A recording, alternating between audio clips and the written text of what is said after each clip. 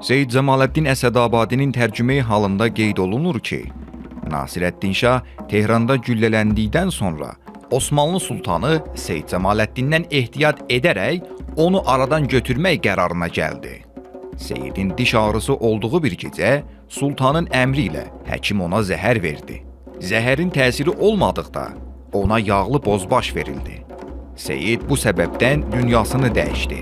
Tərkibindəki maddələrin zəhərin təsirini bir neçə dəfə artırmağa qadir olduğu bildirilən bozbaş, əsrlərdir ki, İran süfrələrinin ayrılmaz hissəsidir.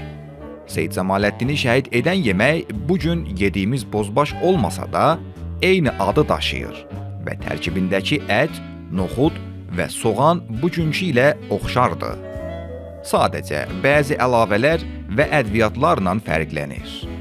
Bu film İranın ən məşhur yeməklərindən biri olan bozbaşın tarixçəsindən bəhs edir.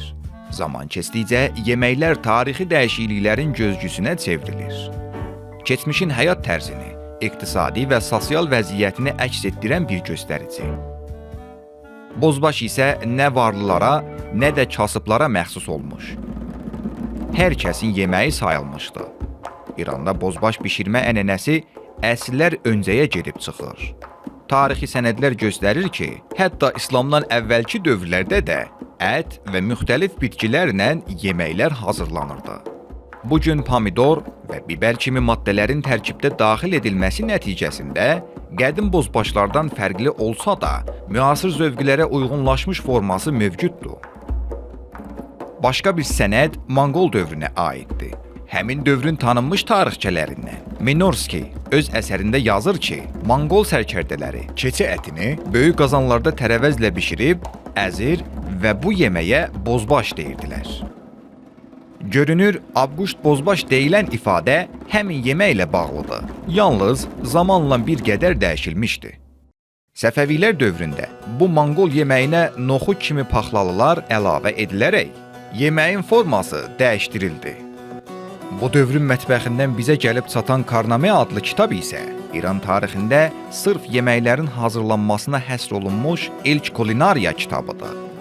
Kitabda noxud bozbaşı quzu ilə adlı resept yer alır ki, bu sonrakı bozbaş formalarına çox bənzəyir.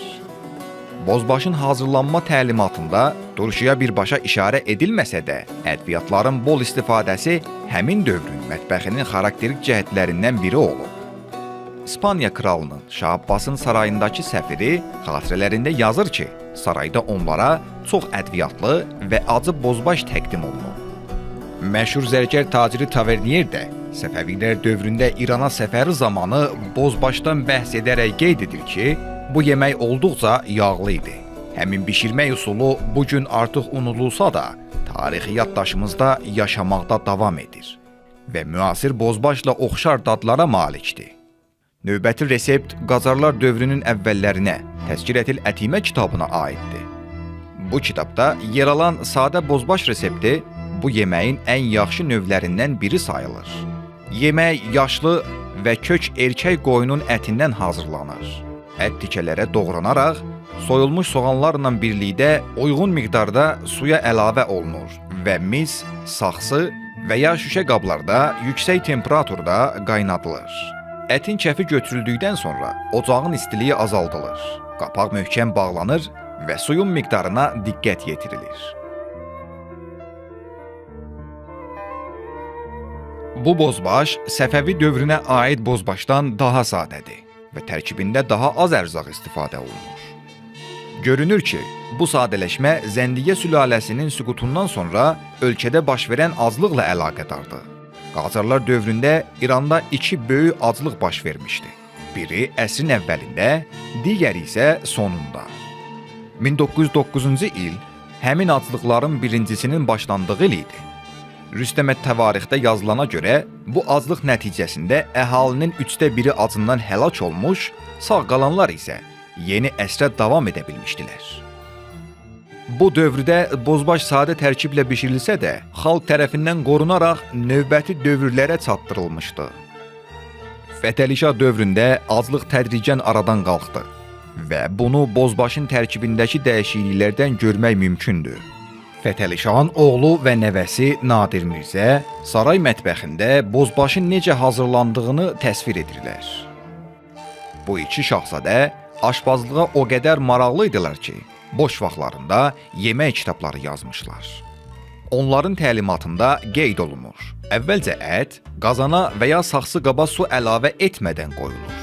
Ocaqda bir qədər öz yağında qızardılır. Sonra su, soğan və noxud və ya əzilmiş noxud əlavə edilir. Ardınca turşular qatılır. Yazda təzə alça və biraz nanə, yayda qora, qışda isə quru alça. Bu meyvələrin istifadəsi də göstərir ki, artıq aclıq dövrü arxada qalmışdı. Bu dövrdə bozbaşın müxtəlif bişirmə üsulları mövcud idi. Bəzilərində noxuddan istifadə edilmirdi. Şahın və xalqın bozbaşı arasında isə böyük fərqlər vardı. Xalq daha çox noxud, paxlallar və su, şah isə daha çox ət əlavə edirdi. Qacarlar dövrünün bozbaşı ilə bu gün yediyimiz bozbaş arasında xeyli fərq var. Pomidor və kartof. Bugünkü rəsmi İran bozbaşının ayrılmaz hissələri Fətəli Şah dövründə hələ tanınmırdı. Nasirəddin Şah dövrünün ortalarında etibarən bozbaşa laym da əlavə olunmağa başlandı. Hərçənd Qacarlar şiə, Osmanlılar isə sünni olduqları üçün iki ölkə arasında münasibətlər heç vaxt isti olmamışdı. Lakin İstanbula səfər etmiş İranlı ziyalılar oradan geyim, yemək və yeni adətlər gətirmişlər. Laym da məhz onlardan biridir. Bozbaşla başlayan bu ləzzətli ədviyyat daha sonra digər xörəklərdə də öz yerini tapdı. Nasirəddin Şah dövründə bozbaş xalq arasında o qədər populyarlaşmışdı ki, Kazak əskərlərinin də əsas yeməyi sayılırdı. Bu dövrdə bozbaş artıq müasir formasını almış, xüsusi yeməkxanalar açılmış və bu yeməkxanalar kişilər üçün sosiallaşma məkanına çevrilmişdi. Bozbaş güclü, yağlı yemək sayılır və onu yemək güc və qüdrət əlaməti hesab olunurdu. İran kinosunda daxil olan bozbaşın yeyilməsi artıq bir mərasim xarakteri daşımağa başlamışdı.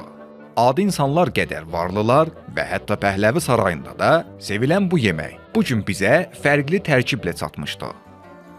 Nəcəf Dəryabəndərinin kitabında bir neçə növ bozbaş resepti təqdim olunmuşdu.